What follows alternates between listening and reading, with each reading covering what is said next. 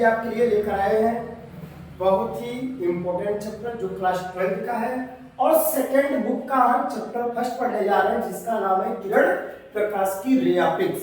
तो आप लोग हमारे काम जरूर करिएगा कि आप लोग इस वीडियो में शुरू से अंत तक बने रहिएगा ताकि आपका भाई जो इस चैप्टर का बहुत ही अच्छे तरीके से पोस्टमार्टम करने वाला है वो सारी चीजें आप इस वीडियो के अंदर अपने माइंड के अंदर लेकर ही जाएंगे। तो आप मुझसे नम्र निवेदन है कि आप लोग वीडियो में शुरू से अंत तक बने रहिएगा और बिना लेट किए हुए हम करते हैं चैप्टर की शुरुआत। तो सबसे पहले हम बात करेंगे वो चैप्टर हमारा है किरण प्रकाशी रे ऑप्टिक्स। हाँ, अब किरण प्रकाशिकी के अंतर्गत हम पढ़ेंगे प्रकाशिकी के बारे में कि प्रकाशिकी है क्या। तो सर जो प्रकाशिकी है ना वो प्रकाशिकी हमारे जो प्रकाश के अध्ययन से रिलेटेड है, अर्थात प्रकाशिकी के अंतर्गत हम क्या करेंगे तो प्रकाशिकी के अंतर्गत हम प्रकाश का अध्ययन करते हैं।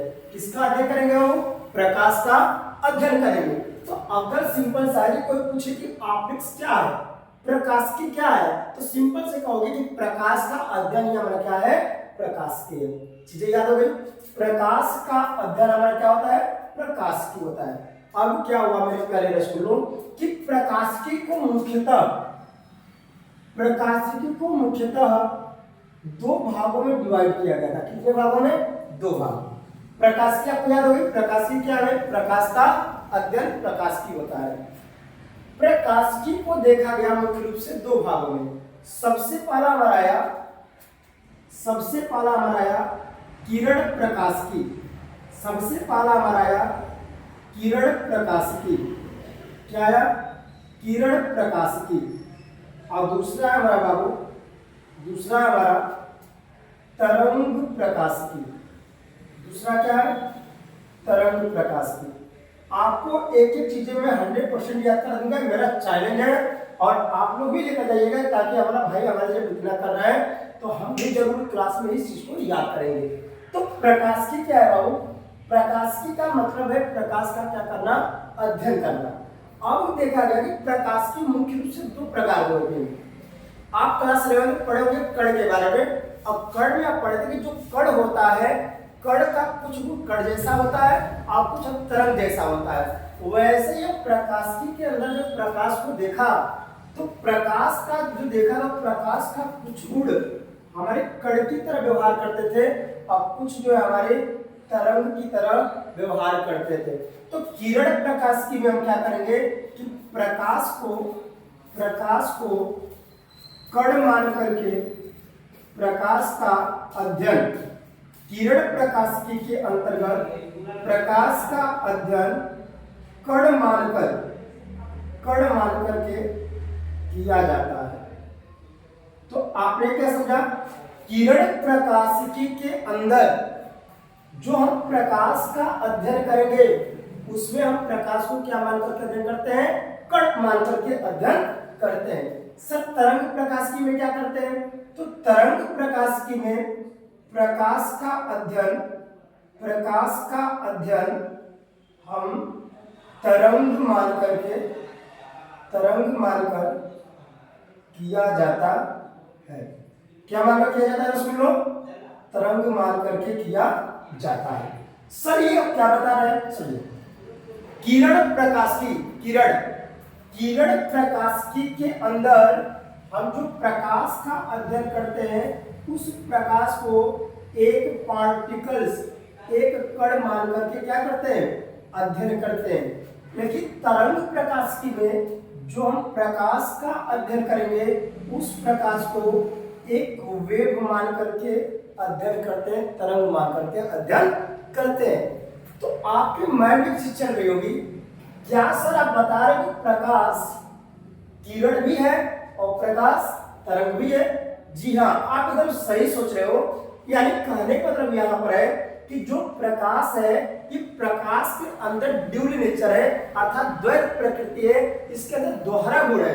जैसे हम लोग अपने का एग्जाम्पल लें तो आप सभी लोग अपने दोस्तों के साथ एक अलग व्यवहार करते हो अपने माता पिता के साथ एक अलग व्यवहार करते हो ना। यानी हमारे अंदर भी तो ड्यूल नेचर है हमारे अंदर भी तो दोहरा प्रकृति है हमारे अंदर भी तो द्वैत प्रकृति है। वैसे ही बाबू जो प्रकाश है जो हमारा प्रकाश है उस प्रकाश के अंदर भी दो तरह का गुण है। एक प्रकाश का जो गुण है वो कण की जैसा है, जिसमें हम प्रकाश को कण मान करके अध्ययन करते हैं, और एक जो प्रकाश है वो प्रकाश का गुण तरंग वाली है, जिसमें हम प्रकाश को क्या मान करके अध्ययन करते हैं, तरंग मान करके अध्ययन करते हैं। तो जिसमें हम प्रकाश को कण मान करके अध्ययन करेंगे उसको हम क्या बोल देंगे, किरण प्रकाश की, यानी वो किरण प्रकाश की बराबर हो गया। जिसमें हम प्रकाश को तरंग मान करके अध्ययन करेंगे, जिसमें हम प्रकाश को तरंग मान करके अध्ययन करेंगे उसको हम बोलेंगे तरंग प्रकाश की।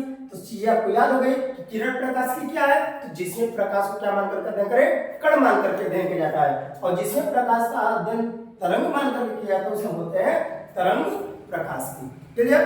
अब बात आती है कि सर आपने बोला कि प्रकाश किरण भी है, प्रकाश तरंग भी है, तो आखिर प्रकाश का ऐसा कौन सा गुण है, प्रकाश का ऐसा कौन सा गुण है जिसमें हम प्रकाश को कण मान करके अध्ययन करते हैं, तो वो है हमारा, आप पढ़े हो, प्रकाश का परावर्तन, प्रकाश का अपवर्तन, पढ़े ना। तो इनके अंदर जो हम प्रकाश का अध्ययन करते हैं इसमें हम प्रकाश को क्या मान करके अध्ययन करेंगे बाबू, कण मान करके अध्ययन करते हैं मेरे प्यारे रसूल लोग। क्लियर है। सर प्रकाश का वह कौन सा गुण है जिसमें जब हम प्रकाश के बारे में अध्ययन करेंगे तो उसे प्रकाश को हम कण नहीं मानेंगे, प्रकाश को हम तरंग मान करके अध्ययन करेंगे। तो आप पढ़े हो, प्रकाश का व्यतिकरण हो गया, व्यतिकरण की घटना पढ़े है ना, विवर्तन हो गया, ध्रुवण हो गया, इन सभी चीजों के अंदर प्रकाश को क्या मान करके अध्ययन किया जाता है, तो प्रकाश को एक वेव यानी तरंग मान करके अध्ययन किया जाता है। हमारे हिसाब से सारी चीजें आपको क्या हो गई, याद हो गई। प्रकाशिकी में क्या होता है कि प्रकाश का अध्ययन किया जाता है, प्रकाशिकी में प्रकाश का अध्ययन किया जाता है। प्रकाशिकी को मुख्यतः दो भागों में डिवाइड किया गया था, एक हुआ किरण प्रकाशिकी, दूसरा हुआ तरंग प्रकाशिकी।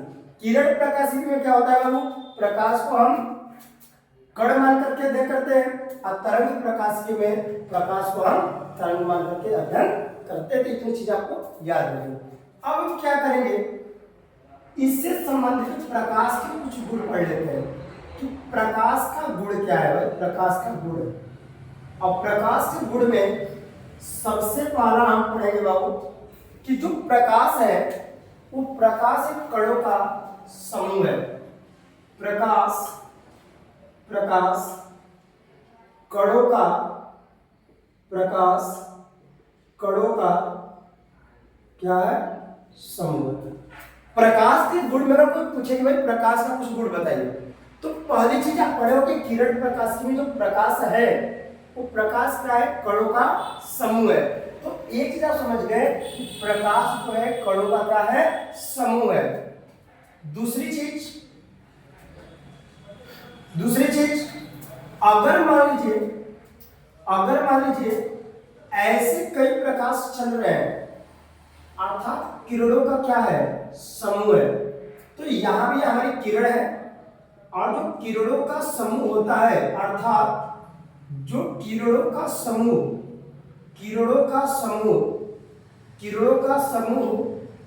किरण पुंज कहलाता है। क्या कहलाता है, किरण पुंज कहलाता है। देखिए पुंज का मतलब ही होता है समूह, पुंज का मतलब क्या होता है, समूह। हम किसकी बात करें, किरण पुंज यानी किरणों का समूह। तो किरणों का समूह क्या कहलाएगा, किरण पुंज कहलाता है। पॉइंट 3 की हम बात करेंगे बाबू, तो पॉइंट 3 क्या होता है, पॉइंट 3 होता है कि जो प्रकाश है हमारा, जो हमारा प्रकाश है वह प्रकाश सरल रेखा में, सरल रेखा यानी सरल रेखीय पथ में गति करता है। सरल रेखीय पथ में क्या करता है बाबू, गति करता है। सर मतलब क्या है, मतलब ये है रसूलो कि जो प्रकाश है वो प्रकाश हमारे सीधी रेखा, एक सरल रेखा में क्या करता है, संचरित होता है, गति करता है, संचरण करता है। क्लियर हो गए। एक और बात, प्रकाश के सरल रेखीय पथ को, प्रकाश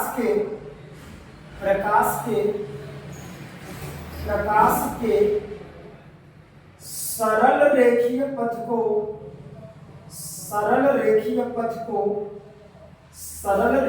पथ को किरण कहते हैं। क्या कहते हैं रसगुल्लो? किरण कहते हैं, किरण कहते हैं। तो आपने ये समझा कि प्रकाश हमेशा सीधी रेखा में चलती है, एक सरल रेखा में गति करती है, और जो सरल रेखीय पथ होता है, जो प्रकाश का सरल रेखीय पथ होता है, उस सरल रेखीय पथ को हम क्या कहेंगे? किरण कहेंगे। यानी प्रकाश के सरल रेखीय पथ को क्या कहते हैं बाबू? किरण कहते हैं। जैसे यहाँ पे देखो, प्रकाश से सीधी रेखा में चल रहा है, यहाँ प्रकाश सीधी रेखा में चल रहा है, जो प्रकाश का सरल रेखीय पथ है, ये चीज हमें क्या हो गई? किरण हो गई। कुछ भेजा मुझसे आपका? ईमानदारी से एकदम आप जरूर कमेंट में बताइएगा, जो भी हमारे पढ़ाने में त्रुटि होगी उसको आप बेहिचक बताइएगा। अगर हमारी वीडियो आपको पसंद भी आती होगी तो वह भी आप जरूर बताइएगा, और एक बार लाइक जरूर दीजिएगा दोस्तों, क्योंकि लाइक देखिए हम लोग क्या होता है, लाइक और कमेंट ही हम लोग के उम्मीद को बढ़ाता है, और हम जितना ही हमको लाइक और कमेंट मिलेगा और आप लोग को और उतना ही बेटर तरीके से समझाने का प्रयास करेंगे, है कि नहीं? तो चलिए बिना आगे शुरुआत करते हैं। आगे बात, पांचवा आपको इंपोर्टेंट बात बताने जा रहे हैं, समझिएगा ध्यान से। प्रकाश से रिलेटेड पांचवी बात ये है कि प्रकाश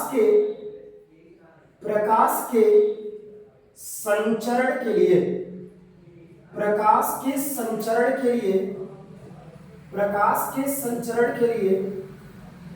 किसी माध्यम की आवश्यकता नहीं होती है।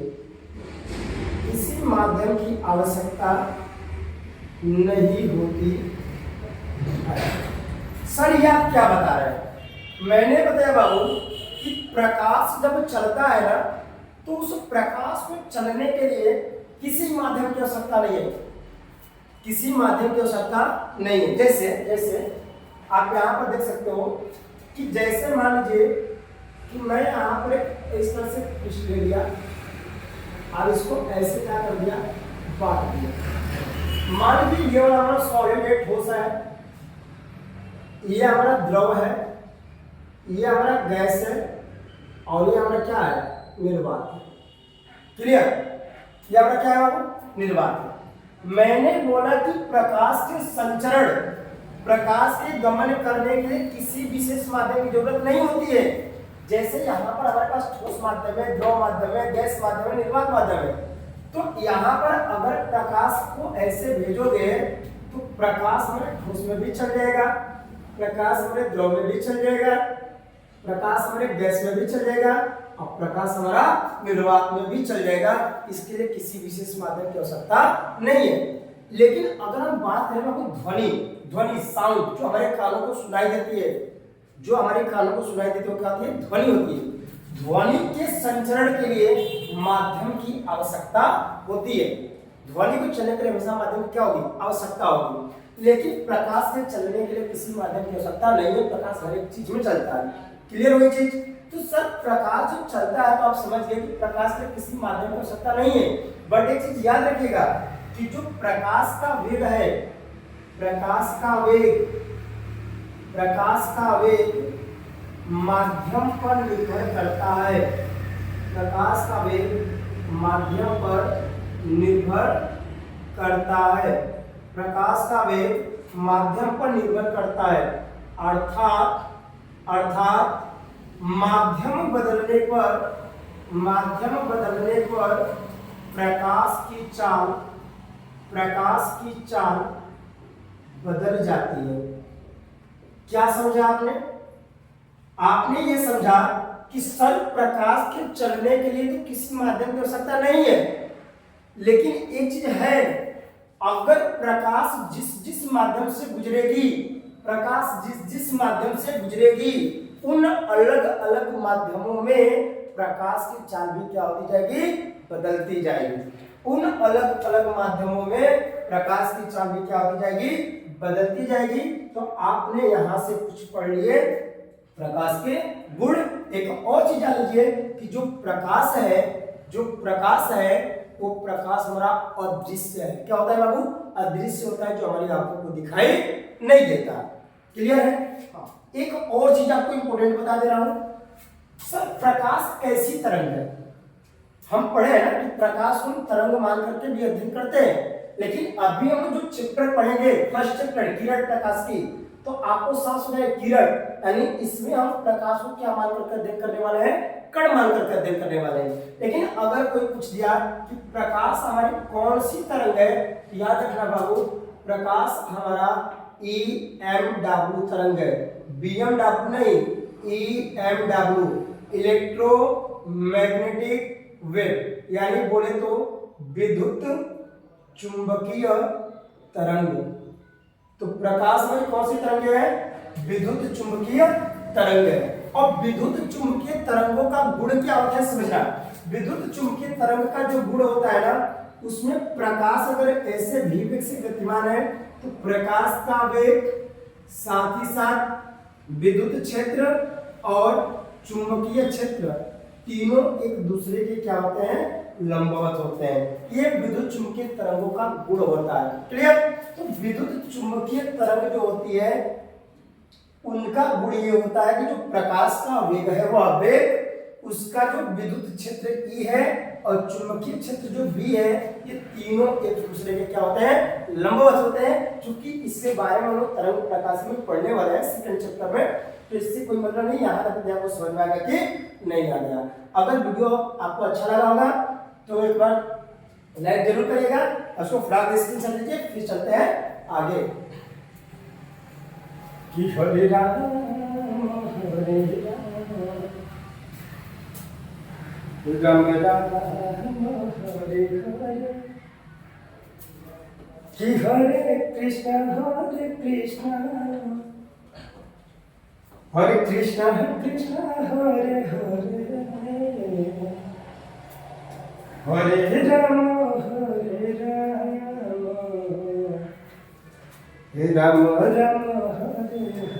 चलिए स्टार्ट करते हैं। आगे की टॉपिक में हमारा आगे सोचने वाले हैं कि क्या होगा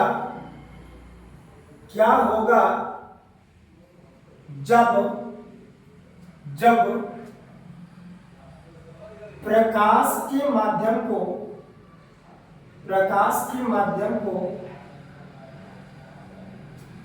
अपरिवर्तित कर दे,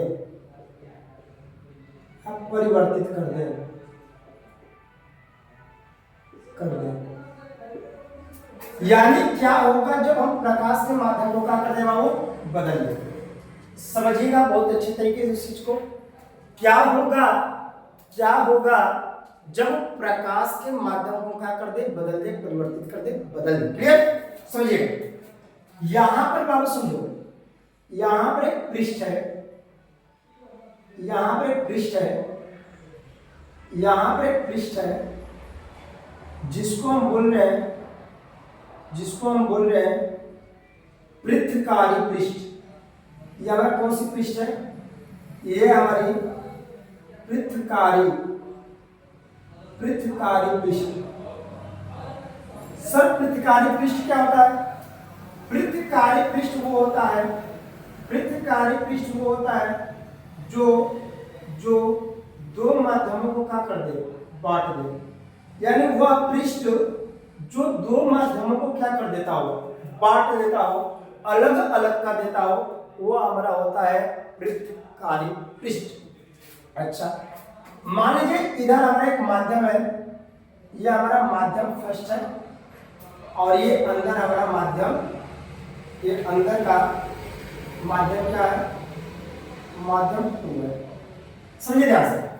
अब क्या हो रही है रसूल यहाँ पर कि मान लीजिए कि इस पृष्ठ पर, ये आगे वाले पृष्ठ पर इस तरह से किरण यहां से ऐसे आपतित हो रही है। ये कौन सी किरण है? आपतित किरण। ऐसे किरण क्या हो रही है? इस पृथ्वीकारी पृष्ठ पर पड़ रही है। कौन सी किरण है वो? आपतित किरण। अ से आना, अ से आपतित, आने वाली किरण क्या होगी? आपतित किरण। अब समझिए ध्यान से, हेडिंग हमारा क्या है कि क्या होगा जब प्रकाश के माध्यम को प्रकाश के माध्यम को अपरिवर्तित कर दे।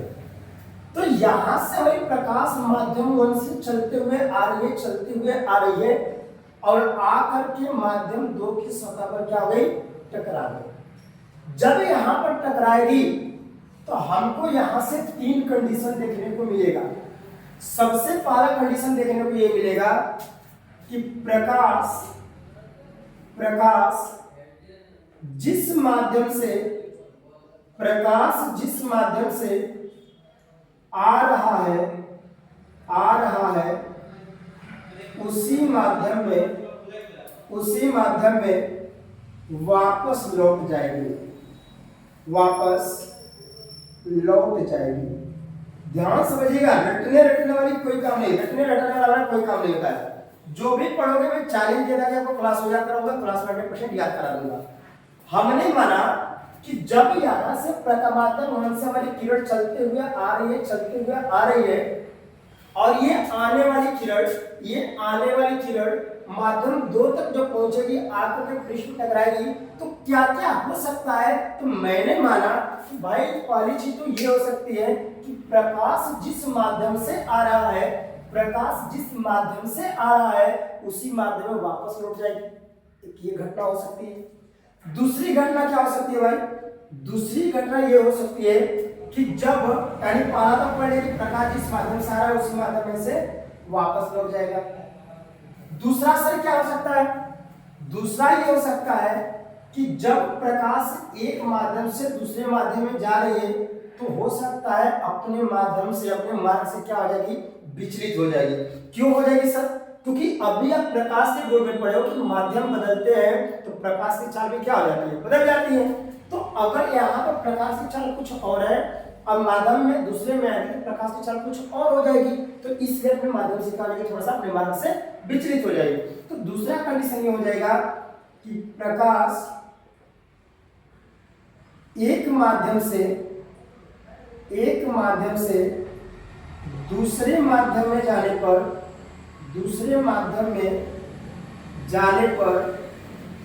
अपने मार्ग से विचलित हो जाएगी। अपने मार्ग से क्या हो जाएगी, विचलित हो जाएगी। यह भी हो सकता है जैसे प्रकाश ऐसे आ रही है तो ये आने वाली किरण थोड़ा सा अपने मार्ग से क्या हो जाएगी, विचलित हो जाएगी। ऐसे भी घटना हो सकती है। क्लियर है सर। और क्या हो सकता है, तीसरा कंडीशन ये हो सकता है कि यह भी हो सकता है कि जो किरण हमारे इस पृष्ठ पर पड़ रही है, यह पृथ्वीकारी पृष्ठ उस किरण को अपने अंदर क्या कर ले, अवशोषित कर ले, अपने अंदर क्या कर ले, सोख ले। यह भी तो घटना हो सकती है। तो यह भी हो सकता है कि आपतित किरण पृथ्वीकारी पृष्ठ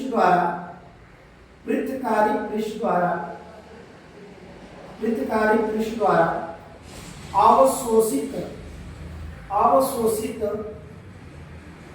कर ली जाएगी। यही तो मतलब हो सकता है कि जो किरण हमारे पृथ्वीकारी पृष्ठ पर आ रही है वह पृथ्वीकारी पृष्ठ उस किरण को अपने अंदर अवशोषित भी कर सकता है। ये 3 कंडीशन हमने देखा। अब यहाँ पर पहला कंडीशन कि जब प्रकाश इस पृथ्वीकारी पृष्ठ पर पड़ेगा, अब पढ़ करके पुनः उसी माध्यम में वापस चल गया, वो घटना हमारी कहलाती है परावर्तन की घटना। क्या कहलाती है, परावर्तन। अभी आप पढ़े कि यहाँ से किरण आई, इस पृथ्वीकारी पृष्ठ पर टकराई, और टकराने के बाद उसी माध्यम में क्या हो गई, वापस चल गई। और जब प्रकाश किसी पृष्ठ से टकरा करके पुनः उसी माध्यम में वापस चल जाती है तो वह घटना हमारी कहलाती है परावर्तन की घटना। तो यहाँ पर हमारे पहले टॉपिक इंपोर्टेंट हम पढ़ेंगे प्रकाश का परावर्तन।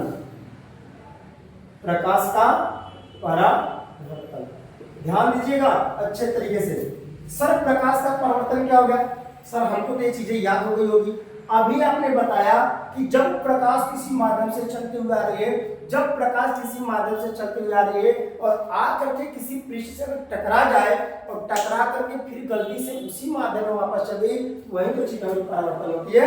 जी सर, आपने तो यही बताया और ये चीज आपको पहले ही से ही याद हो गई है, सही बात। चलिए, तो प्रकाश का प्रवर्तन आपको याद हो गया, क्या पढ़े कि जब प्रकाश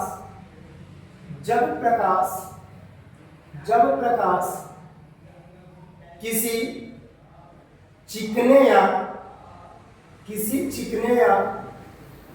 पॉलिशदार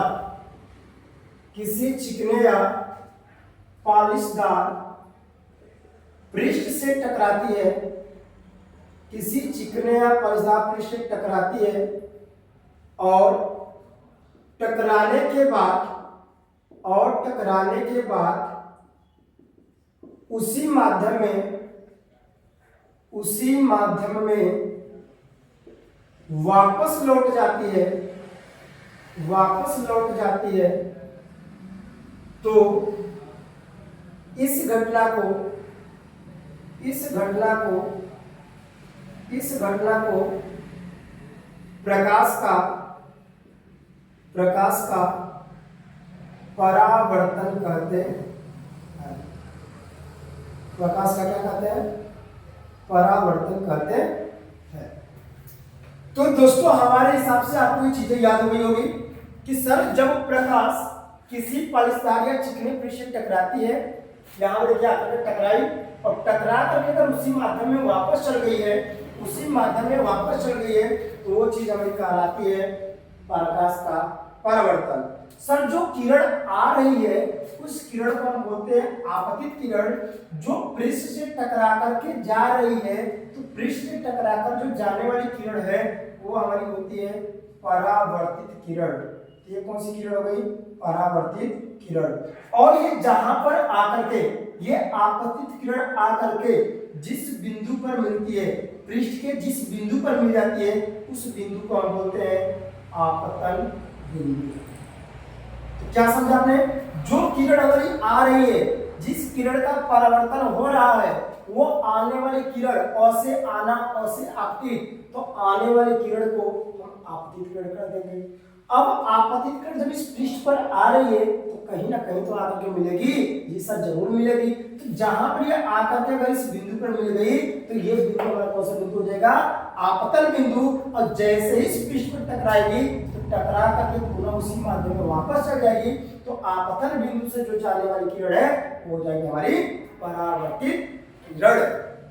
तो अगर हमारा वीडियो आपको अच्छा लगा होगा तो प्लीज एक लाइक जरूर दीजिएगा और चैनल को सब्सक्राइब जरूर करिएगा। अगर हमारा वीडियो अच्छा नहीं लगा होगा तो जरूर आप डिसलाइक दीजिएगा, इसमें कोई गर्ज नहीं है, आप जरूर डिसलाइक करिएगा ताकि हम आपके लिए और बेटर करेंगे। हमको कोई लाइक की जरूरत नहीं है बाबू, बस हमको बस आपको प्यार सपोर्ट की जरूरत है। आप अपना प्यार दीजिए और आपका भाई आपके लिए और बेटर करता रहेगा और अच्छे से एक चीजें क्लियर रहेगा। जो टॉपिक आपको प्रॉब्लम होगी उसको आप कमेंट सेक्शन में जरूर बता दीजिएगा कि सर ये टॉपिक का वीडियो बनाइए। उस टॉपिक का वीडियो हम जरूर लेकर आएंगे, हम बहुत इजी तरीके से लेकर आएंगे।